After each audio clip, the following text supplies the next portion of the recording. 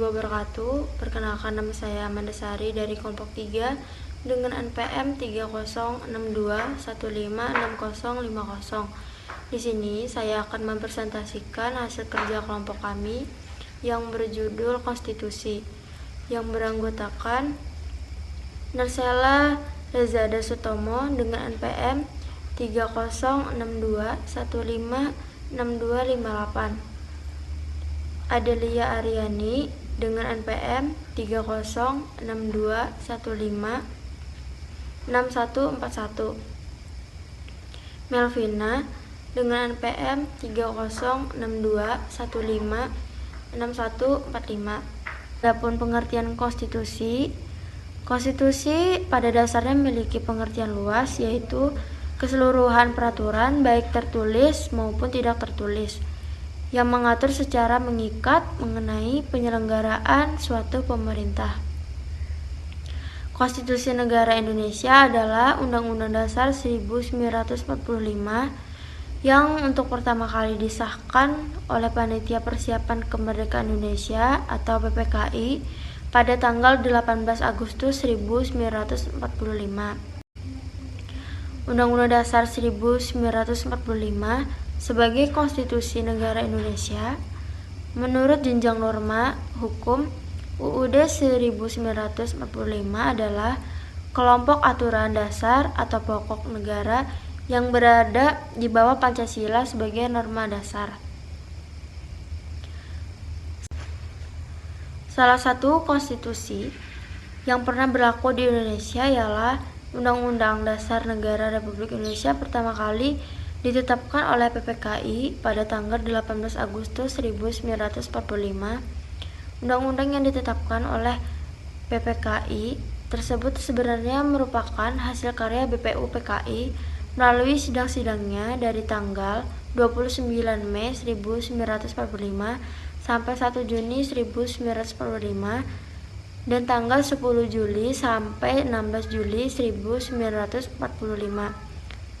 Hasil karya BPU PKI berupa rancangan pembukaan hukum dasar dari BPU PKI itulah yang selanjutnya ditetapkan menjadi Undang-Undang Negara Indonesia setelah mengalami perubahan seperlunya oleh PPKI.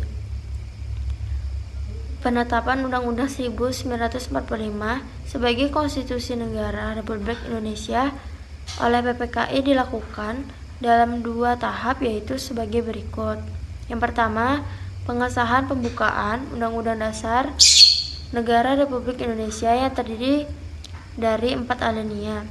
Yang kedua, pengesahan batang tubuh Undang-Undang Dasar Negara Republik Indonesia terdiri atas 16 bab, 37 pasal, 4 pasal aturan peralihan, dan 2 ayat aturan tambahan. Undang-Undang Dasar Negara Republik Indonesia 18 Agustus 1945 hanya berlaku dalam waktu singkat, yaitu mulai tanggal 18 Agustus 1945 sampai 27 Desember 1949.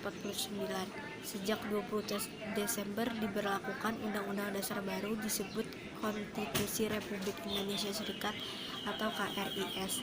Tahun 1949, konstitusi kedua yang berlaku di Indonesia adalah Konstitusi Republik Indonesia Serikat, disingkat KRIS atau UUD RIS, dan UUD Negara Republik Indonesia 18 Agustus 1945 tetap berlaku, tetapi hanya di salah satu negara Indonesia bagian RIS, yaitu Negara Republik Indonesia atau RI yang beribu kota di Yogyakarta.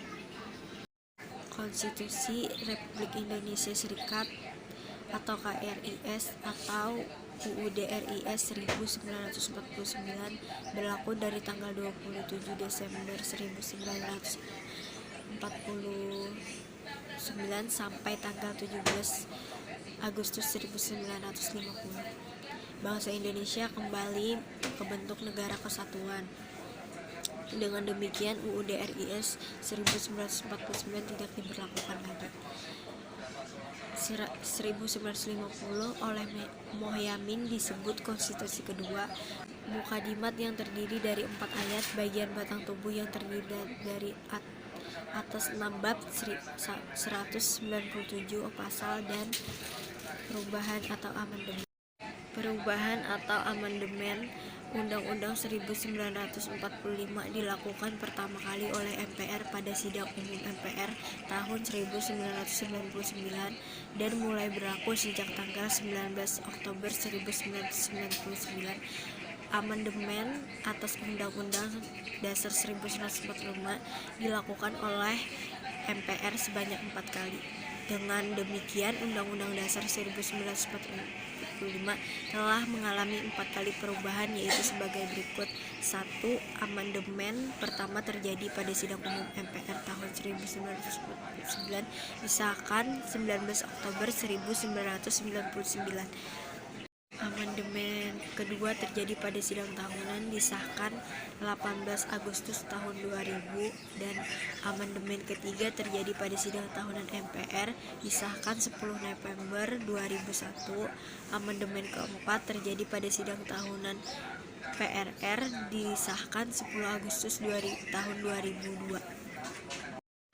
Nah, dengan cara amandemen ini Undang-Undang Dasar 1945 yang asli masih tetap berlaku, namun hanya beberapa ketentuan yang sudah diganti dianggap tidak berlaku lagi.